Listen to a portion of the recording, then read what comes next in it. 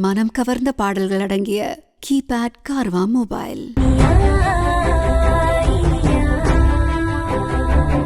இனியா சுபாஷ் கிட்ட அந்த போதை மருந்து கடத்தல் கேஸ்ல இளங்கோ எப்படி மாட்டினாரு, இப்ப அவர் எந்த சிச்சுவேஷன்ல இருக்காரு அப்படிங்கறத பத்தி எக்ஸ்பிளைன் பண்ணிட்டு இருக்காங்க. அதனால இவங்க எல்லாம் சேர்ந்து ஒரு பிளான் பண்றாங்க, எப்படியாவது இந்த பிரச்சனையில இருந்து விக்ரமையும் இளங்கோவையும் காப்பாத்தி கூட்டிட்டு வரணும் அப்படிங்கிறதுக்காக. அதன்படி இளங்கோவும் செய்ய, இன்னொரு பக்கம் கண்ணாயிரத்தை நெருங்கிக்கிட்டே இருக்காரு விக்ரம். கடைசியில தான் தெரிய வருது தன்னை பழி வாங்கணும் அப்படிங்கிறதுக்காக கண்ணாயிரம் போட்ட பிளான் தான் இதுன்னு. இன்னொரு பக்கம் இனியா விக்ரமுக்கு பறி போன அந்த வேலையையும் மீட்டு கொடுக்கறாங்க. இதனால இனியா மேல பாசம் விக்ரமுக்கு அதிகமாகுது. நடந்தது எல்லாத்துலயுமே இனியாவோட தப்பு எதுவுமே இல்லை அப்படின்னு புரிஞ்சுக்கிட்ட யாழினியும் தன்னோட தப்பை புரிஞ்சுக்கிட்டு இனியா கிட்ட மன்னிப்பு கேட்டு அழுகுறாங்க.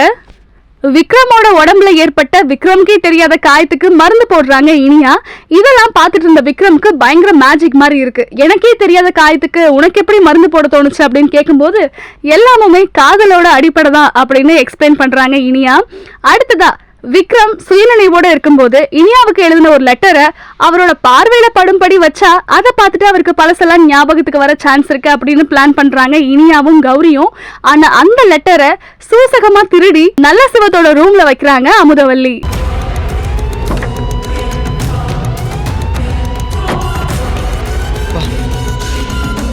நீங்களான நான் பயந்தே போயிட்டேன்.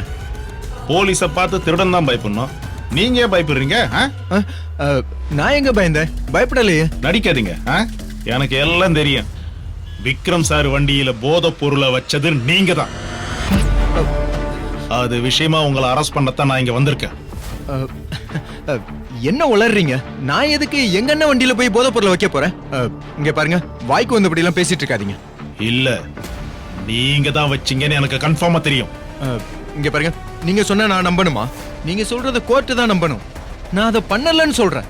நீங்க தேவையில்லாம என் மேல பழிய போடுறீங்க. அரெஸ்ட் பண்ணணும்னா ஆதாரம் வேணும், அது தெரியும்ல. ஆதாரம் கண்ணால பார்த்த சாட்சி இருக்கு, வர சொல்லட்டுமா? மேடம்,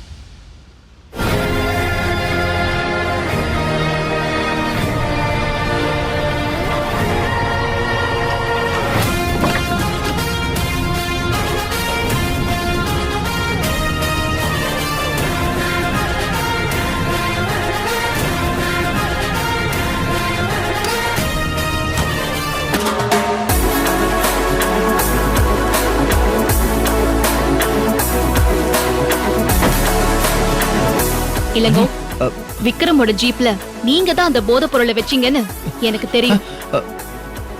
அன்னைக்கு நீங்க சாப்பிட்டுட்டு இருக்கும் போது பாதியிலே எந்திரிச்சு போனீங்கல்ல, நான் உங்களை ஃபாலோ பண்ணி வந்தேன்.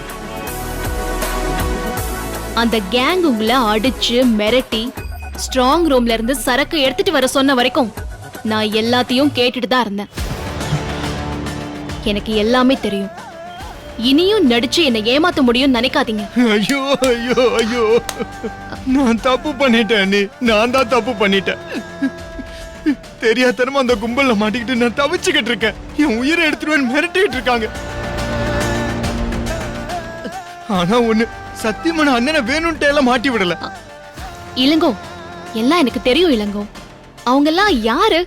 அவங்க கிட்ட நீங்க போய் எப்படி மாட்டினீங்க? அவன் பேரு கண்ணாயிரம். அண்ணனுக்கும் அவனுக்கு ஏற்கனவே முன்பகை இருக்கும் போல இருக்கு. ஆனா அது எதுவுமே எனக்கு தெரியாது. சொல்ல போனா அவன் போதை பொருளாம் கடத்துறான் கூட எனக்கு சுத்தமா தெரியாது. நான் வேலை இல்லாத போது அவன்கிட்ட போய் வேலைக்கு சேர்ந்தேன்.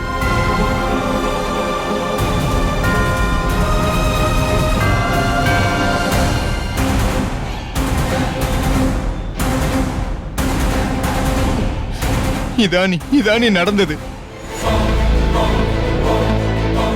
இப்ப நான் அண்ணனுக்காக அவனை போலீஸ்ல போட்டு கொடுத்தேன்னா என்ன மட்டும் இல்ல, யாழ்னியும் கொன்றுவன் மிரட்டுறாங்க. அவங்க சொன்னதை செய்யக்கூடிய ஆளுங்க. அதான் எனக்கு ரொம்ப பயமா இருக்கு. எனக்கு என்ன பண்றதுன்னு கூட தெரியல. இளங்கோ, ஒன்னும் பிரச்சனை இல்ல, நீங்க பயப்படாம இருங்க. யாழினி என்னோட அக்கா. அவளுக்கு ஒரு ஆபத்துனா நான் பார்த்துட்டு சும்மா இருப்பேனா? கவலையே படாதீங்க. எங்க அக்காவுக்கும் ஒன்னும் ஆகாது, உங்களுக்கும் ஒன்னும் ஆக விட மாட்டேன். இங்க பாருங்க இளங்கோ, உங்களை காப்பாத்துறது மட்டும் இல்ல, விக்ரமுக்கு போன வேலை அவருக்கு திரும்பவும் கிடைக்கணும். அதுக்கு அந்த கண்ணாயிரத்தை நம்ம மாட்டி விடணும். இது எல்லாத்தையுமே யோசிச்சு நானும் சுபாஷும் ஒரு பிளான் பண்ணிருக்கோம். சொல்ல போனா இது விக்ரமுக்கு கூட தெரியாது. இந்த பிளானை சரியா செஞ்சு முடிச்சிட்டோம்னா எல்லா பிரச்சனைக்கும் ஒரு முடிவு வரும். ஆனா அதுக்கு உங்க ஒத்துழைப்பு வேணும்.